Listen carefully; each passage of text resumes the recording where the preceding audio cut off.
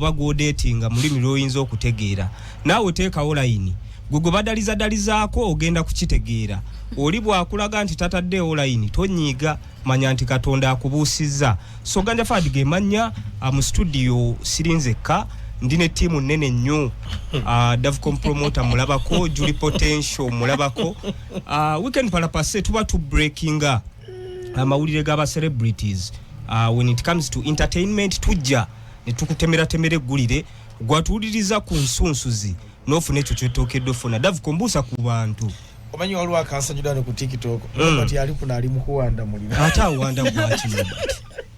ako Robert anyumira nnyo ne Robert kwali bulungi gwasinga omutegeera ayina ekikonde ekyavaako naye tugenda kumujampinga shitako ali bagenda kozza hiyo tugenda kumujampinga ko Robert agenda kudda kesa just wa wali mukutakula takula bwavu we umusumbwa nenga wanafuna sente omanyo mutali abadde ko ne sente ganyalezi mugwako yabaye tago kubanga abuda fe mbusiramu mbaka yatugamba oyo tumusabire nnyo abakasera kazi musabira nnyo kulabanga ddamu nga we yali kuba anko Robert yayina kukusee ayina wali mukutakula takula wali ku live ayiti ku live alina wali mukutakula takula naye takula ye andi mukunzi jonkera enenga mbala musisa basebo ne banyabo yona je musinze okubanga muntuliza twali ku 10 musatu radio tuli kukuba ni ntinda kukuba wennyini eseri muno ekyenjawulo ekyolwaliro wotudde owuliddewo awentudde mpulirawo oteredde bulungi nnyo tusimbule embalaasi ne Julius okulabika nti akanyuga Juli nawe buuza ku bantu Julie Potential tubeera ku 13 katonyeze 3 radio 4 ensunsuzi yes olunaku lwalero njagala buuza Uncle Robert sente zaalagawo Uncle Robert sente zagwera mu bivulu endongo yazirya kye kituufu yaleeta ambu amaalo si kitereeza yaleeta amaalo gwokimanyi nti ku Robert we yateerawo embeera ngo omuyimbi amuwa miliyoni 2 anti Uncle Robert yasooka ogula saaniyo n'amuwa miliyoni saaniyo ono w'ennambayo simbe ennambayo saaniyo wa mitwalo nga 12 ne kubwerera jja oba omuteeketeekedde bulungi n'omugamba wali ogenda kuyimbira yawaako niyoko emiliyoni niyoko n'agwa eddalu ono niyoko yafune oyawutanga luwombo wali ku big talent mbukenzo mukyemmere mulungi nnyo keza abaana abalabira bulungi ne manager beta ekyemmere bakikolako nnyo tebalina mutawaana webali awo era abaana bakenzo bafa okay kakati abasinga Kenzo naga mbwagabula alinga King Saha wabala yagabula ekyo gabula Kenzo ekyo credit era mwabayimbi bonna Kenzo mwa credit yagabula mbwalinga King Saha ne mugabuzi mulungi bali akatoko ate Kenzo waba agabula kyenna mwagalako tayagala kamera si wa kamera nze birabyo na squad gana ye nayo gabula kwe tayagala kamera era abagamba abantu abali mu kulya emmere saagala wokamera abantu mubaleke bali bulomo alye n'emirembe okwata kamera nga gwoche yagalidde sawa y'okulya wetuuka abakamera nga abagamba na muziteke ne Davcom yakola bulungi ku nsindika gy'osindikamu akasala biba kuba mu kamera ate yandi kulabisa ati zo munemba simwagala sagala kumuwaayira enjoga ekitufu nze gravity oyo omulaba simukwano gwange ne mu respect kubanga ye manager ye muyimbi ye driver ya promoting alinga kazibwe kapo mbu yagamba tasowa manager kuba inzo mugo atambula nabyo byote bisoba kola ko kuchimuko ebyo gravity pressure jayina ne kuseka yagala okubeera ye ku muziki we ekyabaza tasula kufuna manager ba manager bafa basinga bali sulo mbu yagamba asobola okugunda manager ebikonde buye yava mbwavu tayagala azalira mu nsimbi nange saga ali bwavu nange sagala bwavu alright Davcom Julie tugenda kulika ntuyitako mu line up yonaku lwaliro amawuli getugenda okulika nti tukola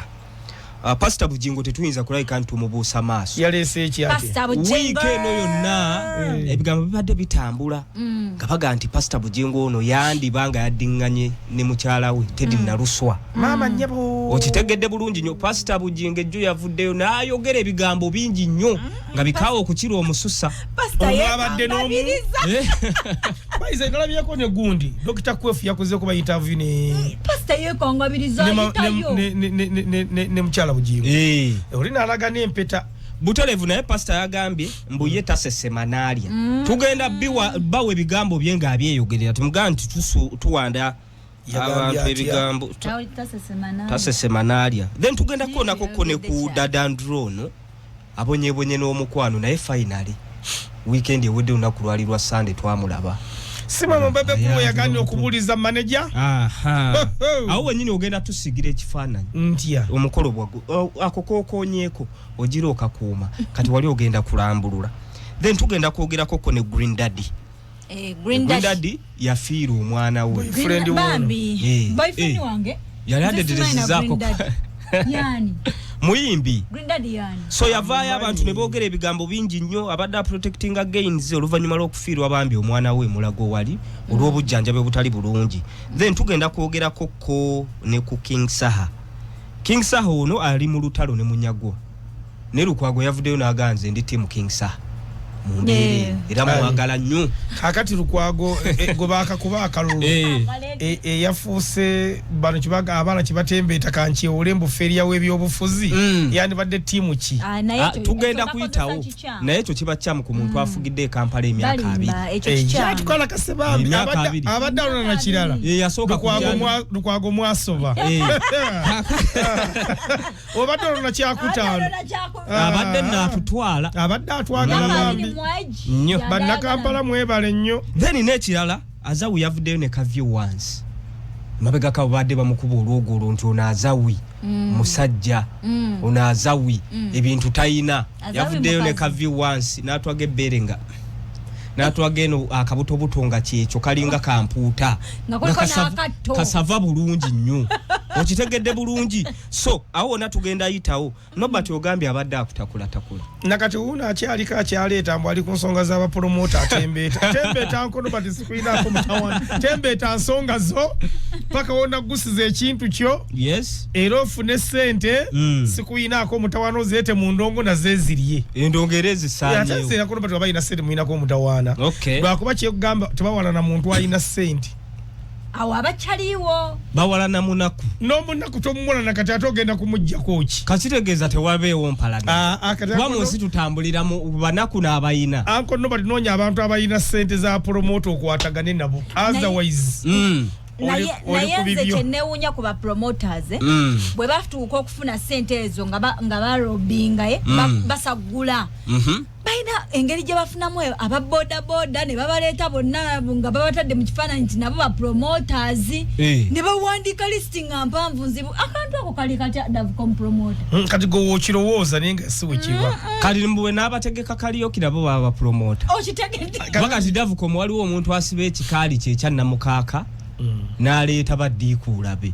abatuula mu nnyimba z'abantu n'asolooza 2,200 okuyingira 2,200 okuyingira naye aba promoter kale ng'omanyi nti buli mulimu gwonna waliwo omuntu wakolera ensobi naffe tulina abakulembeze baffe bakolera mu ensobi ne baleeta oluusi abantu abamu nga si bategesi naye tekiri wonna abasinga ndowooza abatali bategesi mbalaba wa Nobert yasinze okubeetikka abatali bategesi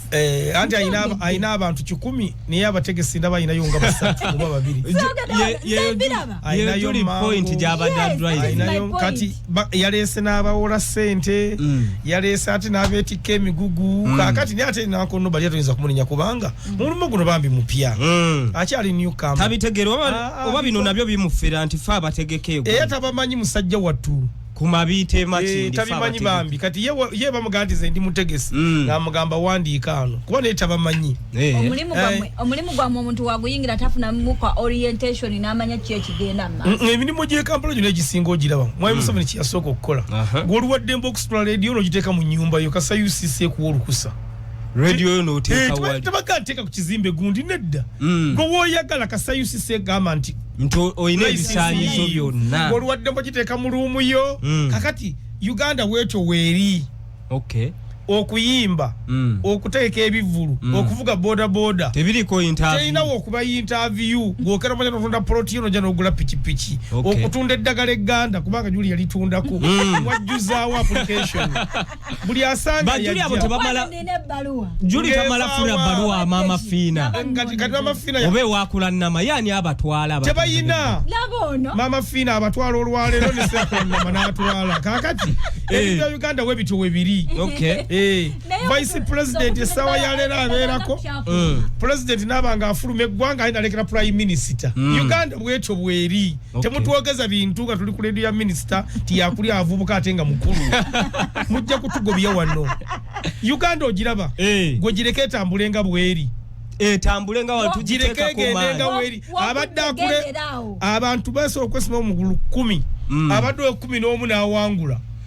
naberanga yaseme n'icyo kumajanga igubalangiri mu bufunze tutambulira mu kwetetenkanya Uganda bwecho bweri Museveni atu yajukula iri kubikukujubweti. Alright, Davcom tugenda tandika ne story ya Pastor Bujingo. Pastor Bujingo neso ko juplaying tugenda tetuyinza butaba wabukaka a weekend oyo na amawuli agabadde gatambula namba yesimu eba yachi osaba buyambi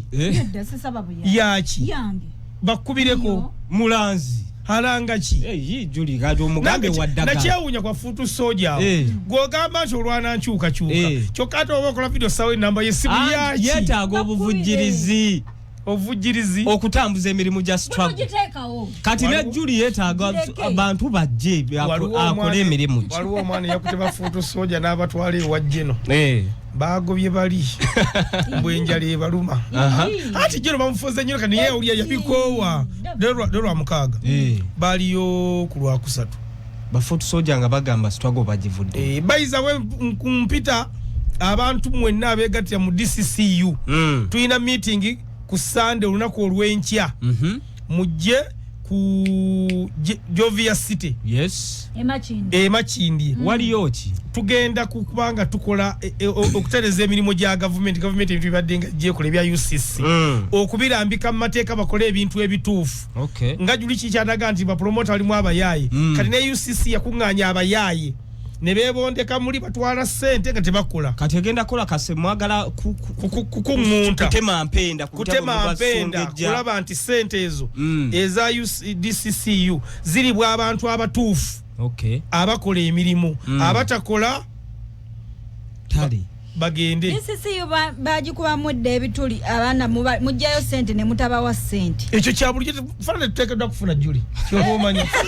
bibaamu abanene fana tuteekeddwa kufuna anyways banange katu playing gundi audio oba sound ono wa Pastor Bujingo nga gegezaako kulabika nti ajungulula oba asabulwa amawulire agabadde gatambula nti yeddinganye ne mukyala we Teddy Naluswa mudakiika emu kasooke tuba playingire audio eno mujibulire samula era mpadde akapa audio mfu Pastor Bujingo wuyo yoyo natambula nga atambuza ebintu ebitaliiko mutwe n'amagulu ebitali ng'agamba mu Bujingo manyanga yalesewo makula manyali ruddawa nenaawe owulira n'erinnya makula oleka amakula odde kuki tambula ku speed nene bakoze AI banonyezayo obufaananyi bwange manyanga babukozesa bagattako biki so ntegeeza ensi yonna nti siri mugwagwa Bayibuli egamba mu kitabo kya Petero asimbuliza n'okusimbuliza olunyiriri lwa 22 egamba bweti kyabagwanira ng'olugero lw'amazima bwe luli nti embwa eddidde ebisesemye byayo n'embizi naziddwa eddidde okwekulukuunya mu bitosi nze ndi mwana wa Katonda sirimbwa ate sirimbizi sinaazibwa nezira mu tosi ate sirimbwa Siria byenna sesema ngambira ne bantu bawamakula tachuka yoyo Pastor Bujingo tugenda kulabika ntuvaako mubulango bwa bakama baffe katono nnyo tukomewo tulambike ensonga akayimba halinonda Riam Voice akayimba ako nkaweerezaako omumbejja wange lunaku olwabaagala nalwo gwe nakanjula nankinga Hadija engenda kubaako gye mutwalo oba mutwale wa Jostede oba mutwalewa ate lwaki nedda busanga oyo nja kumwewolera ndabike nti nja kulabika nti nenyola nabana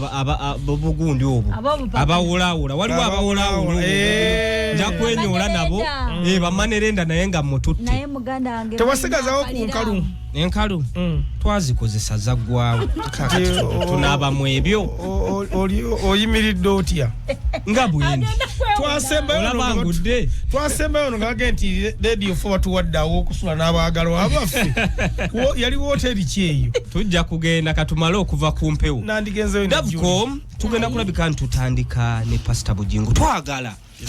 otanye ensonga zino mu kifaananyi ekigazi ne Julie naye atuwe view ye mu kifaananyi ekigazi ku nsonga za Pastor Bujingo ebigambo abatuwuliriza babiwulidde bulungi nnyo nkakasa nti naawe obiwulidde nabiwulidde dda amawulire gabadde gabungeesebwa throughout the week nti omukulu ono balabika nti baddiŋŋanye n'avaayo n'abijjungulula n'agamba ekitasoboka kyekyo Bujingo magundi tedi kike yakola Bujingo okusinzira ku bigambo byayogedde biraga nti mukaawo okukira omususa omukazi ono kike yakola omusajja tuyinza okumunenya olw'okumukyawa n'ebigenda mu maaso naye nga n'omukazi alina kye yakola Pastor nga kinene nnyo ne twotasuubira Davcom omusooka ottanye ku nsonga ekisooka kya byonna nze nja kusaba bakadde baffe abo bamanye nti bakuze balina abaana waliwo ebintu ebiseera ebisinga tebyetaaga kujja mu kamera ojja kwagala okukola kabampaani ojjenu ensi gyonyona teyagala kuwulya bigambo ebyo mwabifaadi abantu tebaagala kuwulya bigambo byetwogera baakola byetukoze kati mwami Bujingo okusiza ku levo gyaliko nti Pastor mulamba asumba abantu omutwalo gumu n'okudda waggulu abo bamuwuliriza nyina bamwana ekitiibwa naye tebeetaaga bigambo bino si beetaaga mu kyaki ali mu kuweebuula abaana be agenda kutuuka mu levo yekibayita ebisajjasajja tugenda okumuteeka mu levo nti singa tuyita abantu abatayinansa wetumenya president Kyamaani Lwasa ani vice we nti mwerabira mwami yerevo gyagendamu agenda beera mu kategori ya Lwasa anti wogera kumakya noga nti mukyala wange alina ekikulukutu nga yamuzaalamu abaana kiba kibi nnyo wokeera ku makya n'ogamba nti nze siringanga mbwa ebyo bigambo byabali ku radio fo batuwuliriza temugamba nti nze ndi mu kuvola Pastor bigambo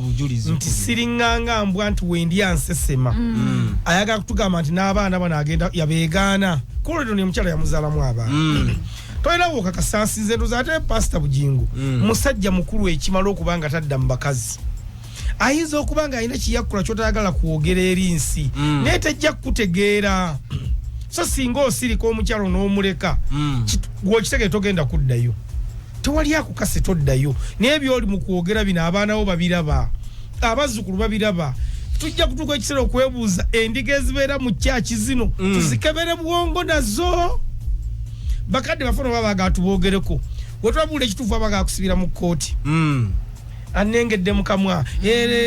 akoze head speech byetetwagala kwogera bino ndowooza Pastor okwogera ebigambo bino kyaddiridde abantu okulayika nti baagala okutabula obufumbe bwe ne gundi ne makula kati kyembuuza kuba muvaali okwogera ebigambo nti Pastor yaddayo wa Teddy biki omanyi nti Pastor yakozesaako Teddy yamwebakako ukimanyi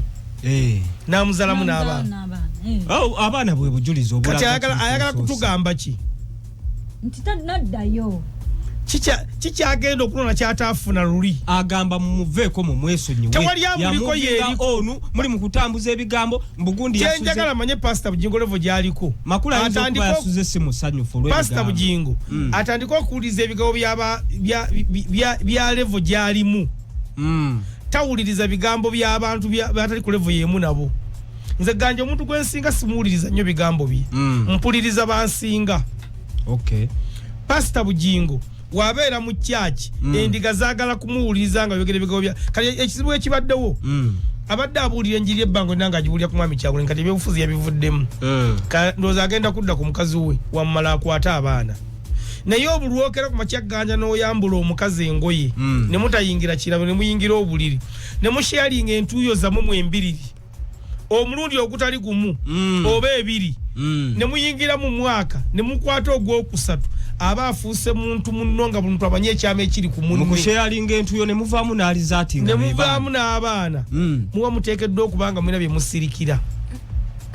era nze Pastor Bujingo wabanga ayogera ebintu ebyo ku makula ya Susan yani Teddy naluswa kati ne makula abirinde bimujjira essaawa yonna kuba ono siye mulangira makula teyeyibaala kati wabanga pastanga ayagala nnyo Makula nono yali amwagala n'okwogera bino ebigambo byonna byayogedde kiraga nti adifendinga bufumbo bwe bwalimu buli wolirengera ng'olusozi manya wansi waliyo okukkirira okwagala nnyo kitegeeza kukyawagana okwagala nnyo kitegeeza kukyawagana teriba malako anti kali byali mukakasa Makula kiraga ate n'olindooza akyamwagala wabanga gwe yazaalamu abaana Makula amwinamu bameka Makula tannazaala mwana kati wabanga yazaalamu abaana amwogerera kati Makula agenda kumulangira butazaala ate kyamuzzaako nga baawukanye mukazi yayitazaala yali aga ssente zange nga kyagenda okumudiza Makula abeere nga akimanyi ekyo n'aba tavudde ku mulamu naye nze nalise Pastor Bujingo muntu mukulu era Pastor mulamba we bw'ekitiibwa ensonga za family azijje mu mawulire kubanga tugenda tandika okumusokoola ng'ojjeeko wano tumwogera nga tumuweeweeta we olwaba tuli ku leediyo ya mukwano gwe tujja genda ku channel zaffe tumufungula obubugo nga twalina omwatukubako akyaza nnyo neze wensimba essira osimba lya bwereere Pastor tayinza kuvaayo na lulimi lukaawo bwe lutyo okukira omususa ng'omukyalo ono talina Pastor alabika yatuulanga mu kaseera akazibu juli ogenda kujja ng'omukyala in fact weeyongerere gwe ng'omukyala zino ensonga oziraba otya kakati ganja kankubulire Pastor Bujingo ne Teddy Bujingo bali bati beeyagala nnyo era Pastor ayagala nnyo Teddy bwekyo ekimuvumya ono mukwano nabakyo kati nkubulira okumanya mukwano omuntu gw'otayagala tomuwa budde kyokkola ba Teddy ya moving on wawuliddeyo kubanga ne Teddy yabirabye sigama byagenza Pastor ye Teddy atambula n'empeta agasiwa kugijjako eyo kite kyakatandika from the beginning ye yagamba ye empeta yeyo tagenda kugamba nti agenzere ku musajja omulala naye ye wawuliddeko ng'avuddeyo ng'agamba biki omuntu atanna moving on yayogera bino ebintu Makula bitandikwa mulaga red flags ayagala za lwaddu nti bano abantu basobola okuddingana abantu bolwedde baddinganya dda kati ono ali mu kwewozaako ono ali mu kwewozaako ewona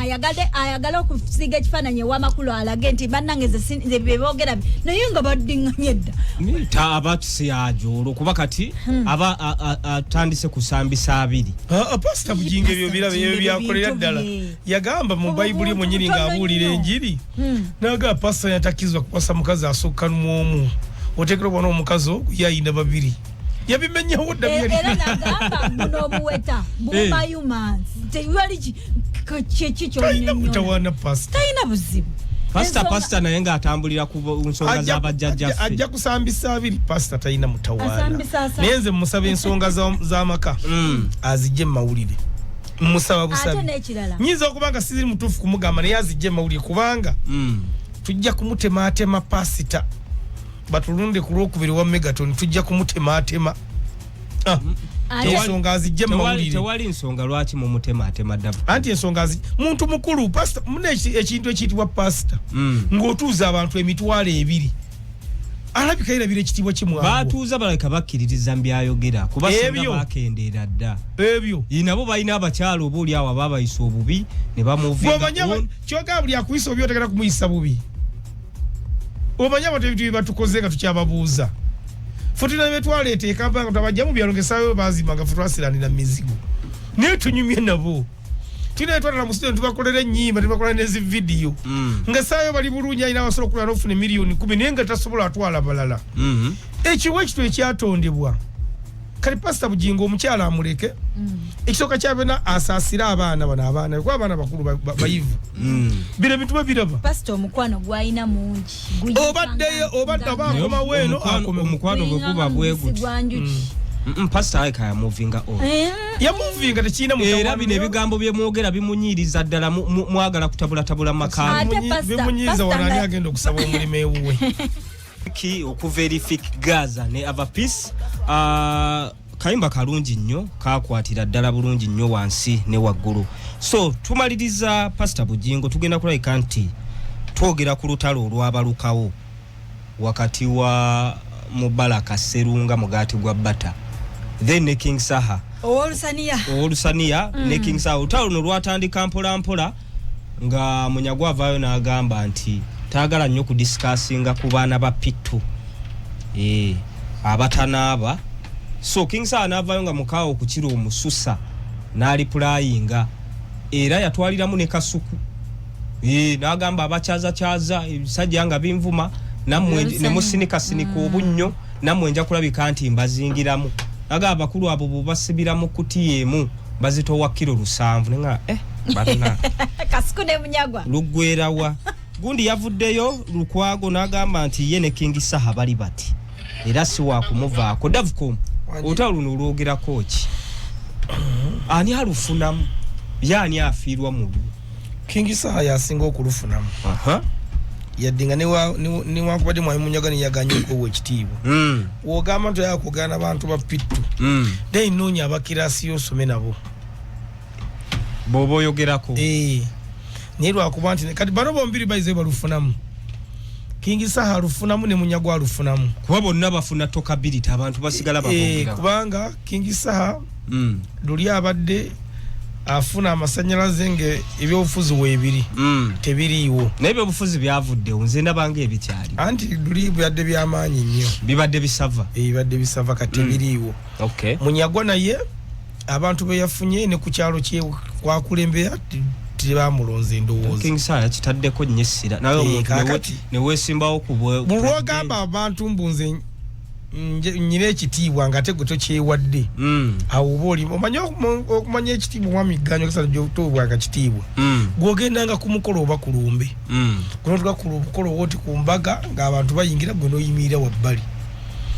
oli yazira kubuuza mukulu taatu badde ofunye wootuula ng'omanya ekitiibwa olina naye olaba buli twakitako buyisa oli agenda nammere oli agenda bwe batuula mu butebe bw'emmaaso bwe bakola bakuyisaako empombo z'emmere otambulanga butambuzi n'omanya bano nno banzivuula kati mwami munyagwa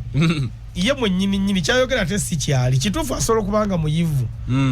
era n'okusoma yasoma naye ayinza okubanga teyayiga yayiga yeeyisa atya tiyeyisanga ye byayogera kubanga ye essaawa yayagala bamuwa ekitiibwa kyokka tetayagala kukyewa kakati eno gye yazze mwami munyagwa si bye biri ebyobufuzi kiki kyeyakoze ekiraga nti teyewa kitiibwa anti gw'ovaayo n'ogamba tisoogaana abantu ba pittu oba omaze okutulaga ku lediyo gy'olimu nti oli musajja muyivu era oteekeddwa kukola bintu bya kiyivu kitegeeza nolutayo talina ddwongeramu walwongereramu ku levo yaabwe era ali mu levo yaffe eno ey'abasaha etali y'abayivu gyalimu naye yadde ye yagala okwegulumiza okwetuuza eri era nze kindowoozesa n'okulowooza nti mwamunyaga talina byakkola aliwo kubanga pulezidenti wa kibiina oyo nange